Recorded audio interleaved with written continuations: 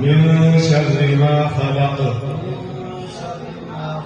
ومن شر غاسق إذا وقب ومن شر النفاثات في العقد ومن شر حاسد إذا حسد. بسم الله الرحمن الرحيم. قل أعوذ برب الناس ملك الناس إله الناس من شر الوسواس الخناس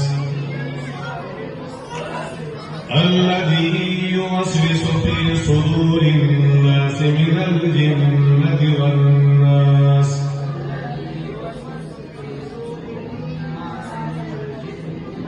بسم الله الرحمن الرحيم.